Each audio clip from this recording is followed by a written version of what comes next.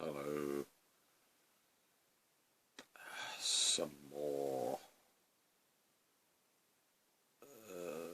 ruddy, expensive Britain's 54mm, or are they 60, 1/32? There does seem to be some variation.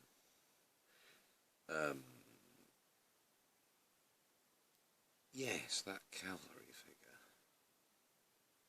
is very nice, and he's actually kind of patting the horse, which is reaching down to nibble some grass.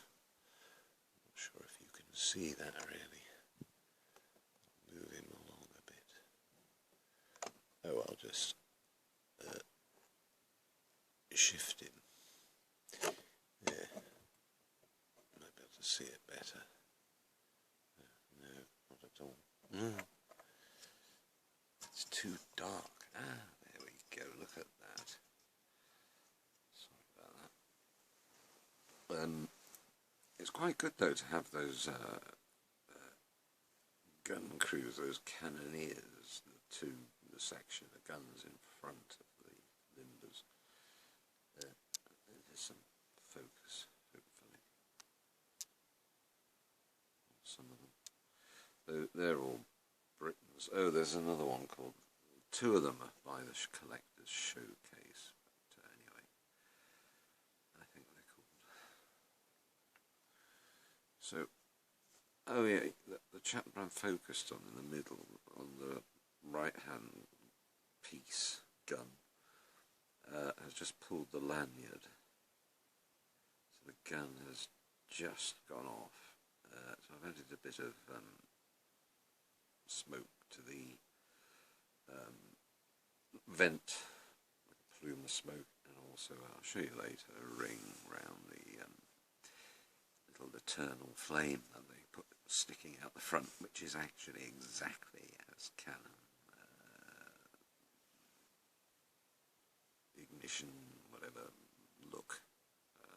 There's a very good, I mentioned it before, ultra slow motion of live round firing on YouTube, and yes, that's where Britons must have got the idea from. But I think they've got it spot on. Actually, they've got it at the very instant the gun fires.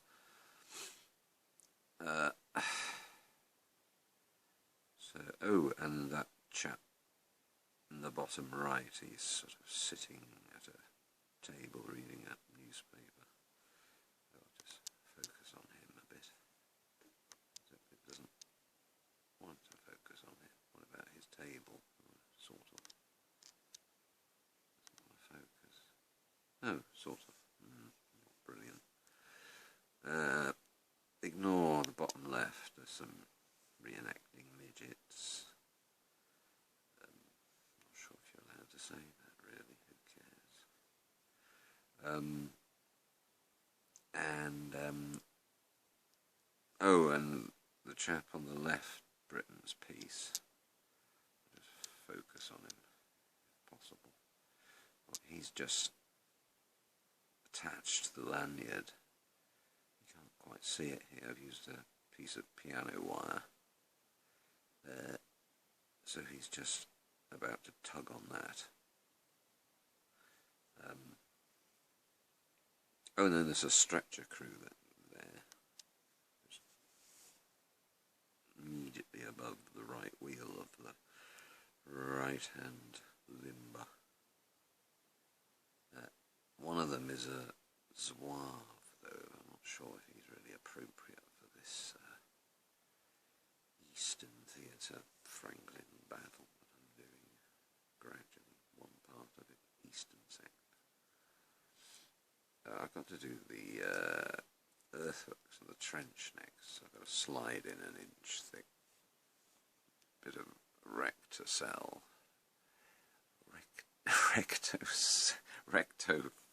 I don't know what they call it, something rude, rectum filler.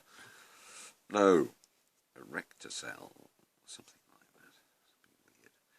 Stuff with silver on both sides, it's kind of foam in between. Yeah, so I got to slide that under this without knocking anything over, hopefully. I'll remove all those Britons because they're all on wheels, and some of those wheels rotate.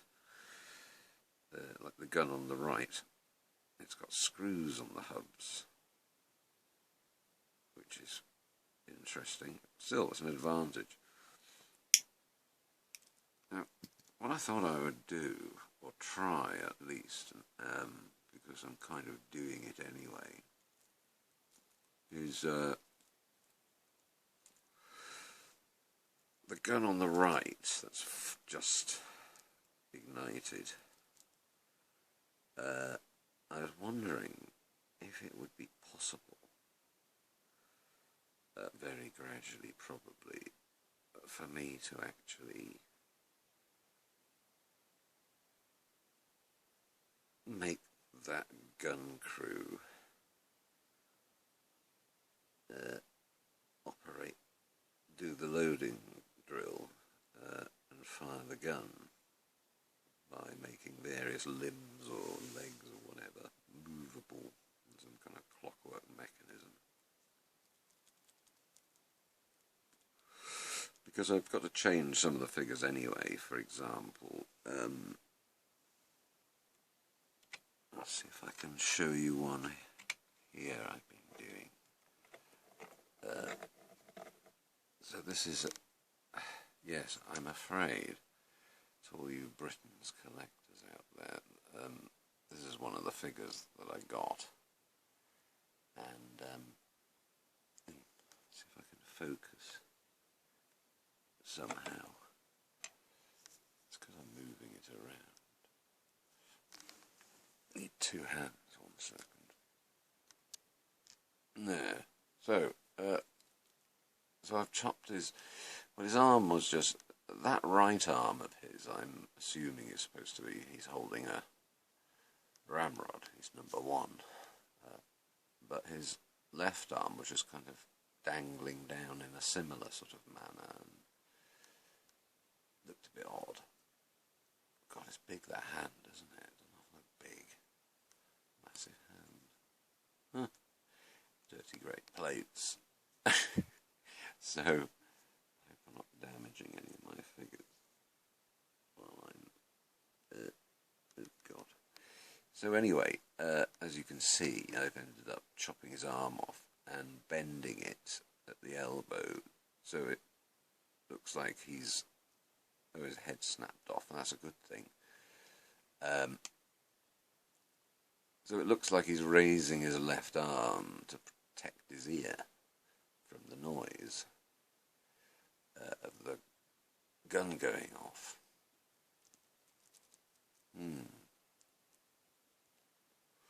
So that's what I'm going to do. Now, because his arm came off anyway, and his head, I'm going to make them rotatable. Hopefully, and hopefully it'll be a very neat join. You won't see it if I can get them both dead flat, those surfaces. And I'll do something with his head as well. Maybe a wobbly head. So that when I kick the diorama, I find none of the 28mm figures fall over. But it just gives a kind of shockwave effect to the camera. You see what I mean? Like a judder. And the whole diorama kind of shakes. Anyway, yeah, so that's what I'm going to do. I'm going to gradually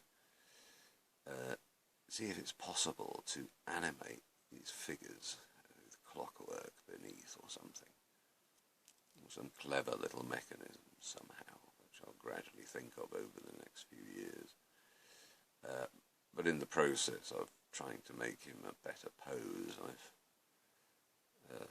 so yeah, I've basically gone over nearly the whole figure now, getting rid of the excess metal around the legs, and enhanced creases and seams where there were joins, and excess metal on one side of that join always. It just looks rubbish. The trousers don't look real at all. You can still see this kind of raised creases at the front here. So I need to get rid of that and bend those proper folds as they were, or whatever they're called. Yeah, so as you can see, I have butchered him, but he's going to be far, far more realistic, even with his funny moving arm and wobbly head. I may make his waist twistable, but that could be tricky with that. I'd have to cut the waist, but also around gently under the bottom of the shell jacket. That could be tricky, but still it would hide the movement of his waist rotating. So that's what I thought I'd do, just gradually, one by one. Or not necessarily all of them. Yes. Suave, structure bearer. Well, they both look very good, very realistic. Hopefully, but they all do need certainly dirtying up, and one or two of them I need to change the poses a bit. Oh, and this is my my ramrod. It's just a Q-tip, or whatever they're called, and it's exactly the right length for his ramrod. So I've just added super glue, and then it kind of smoked a bit, went hot.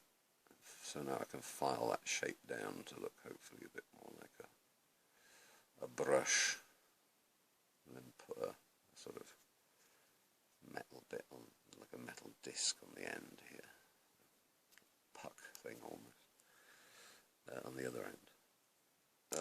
So that's a good Q-tip for you. Anyway, yeah, so it does seem a bit. I won't have to do anything to those guns. I mean, the wheels anyway, and that's something. So that's going to save me a lot of time. The barrels, I'm sorting those out. It would be great to have some automaton gun crew going through their loading drill and firing, and finding some clever ways of, when you kick the tail, the diorama, the whole thing shakes and it triggers off some movements. I don't know, or maybe I'd go for some wind-up thing beneath. But yes, which leads me to think that those 28mm figures I do, they've got easily got as much detail, most of them, and especially the faces. The faces, I would say, on my 28mm are more realistic than these, even more believable, not so clean, and there's no shading on these faces or stubble or anything like that, or 5 o'clock shadow. So they just need dirtying up, make them more realistic, and shading, of course, especially the faces and things, just to make them look dirty and muddy and a lot of black on them with black powder. But it'd be very interesting to see if I could somehow animate that right-hand Britain's gun crew. But I have to. I mean, I've just been looking at that one whose arm I cut off. They've done a very basic job of removing mould marks and sort of just leaving them along the seams and things, even though you get a raised bit of metal on the side and all looks lumpen and crap and swollen. Just doesn't look right. Not like the original sculpted model.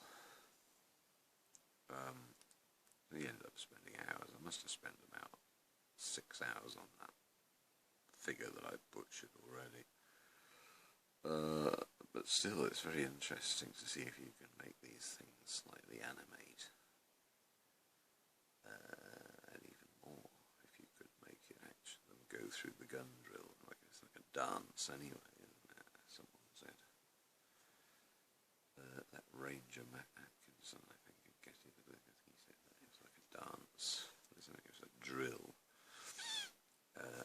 So yeah, like clockwork, automata almost, even in and the infantry, most of them as well. You know, they'd be perfectly drilled and brutal discipline,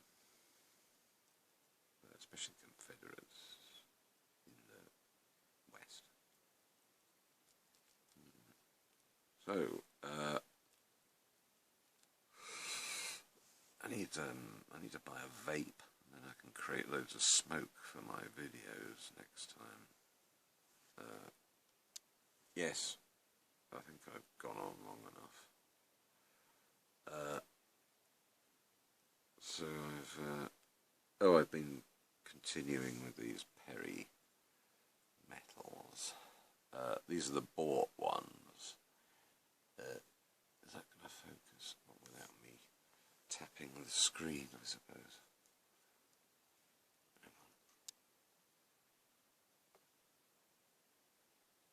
He's got eyes as well, believe it or not. I'll just get the camera. I need to go over him with, well, I've got to do finally now mud. He's been varnished with sort of, still too satin, but that's a spirit-based varnish, which is much tougher. And it doesn't affect all the inks that I've put on and the water-based sort of Posca paint pens, things like that, which don't do too well with God, I had to do a lot of work on his face. They've all got kind of swollen faces at the front, and anyway, they've done a shit job of filing him, and I've separated his scabbard a bit, and his sword is still too fat. I can't be bothered. It's good enough en masse. He'll be next to a load of other close order sort of figures. Still, I think it's good enough. But I need to do mud next. And then finally, water-based acrylic varnish, which is very matte. Dulls him right down. Yeah, so that was one of the pre-painted ones I basically redone. Just sort of spent a few hours removing excess unwanted metal. But as you see, I go for a more realistic sort of look, dull, heavy on the shading, I suppose. So he's quite a good figure. He looks kind of business-like. Yes, very nice. They are on the short side, but then they were all sizes in this war heights, and I think they would line them up in a company, tallest to the right, and then going down to the left, they gradually get shorter and shorter, which could lead to some interesting perspectives, I suppose, in battle. Confuse the enemy, maybe, make them think you're all tall. I have no idea. Yes, so that's it, I suppose, for now. I'm getting about one of these done every 2 days, but I'm not going to do any more I'm not going to fettle the ones that are pre-painted now. I'm just going to try and disguise any poor preparation and excess metal with trick of the eye, hopefully, and using dark shading and things, black if necessary, to hide these things. These moulding process imperfections and additions are unwanted, really. But that's what I spend all my time doing mostly. Still, yes, I'm going now. It's been far too long, but bye.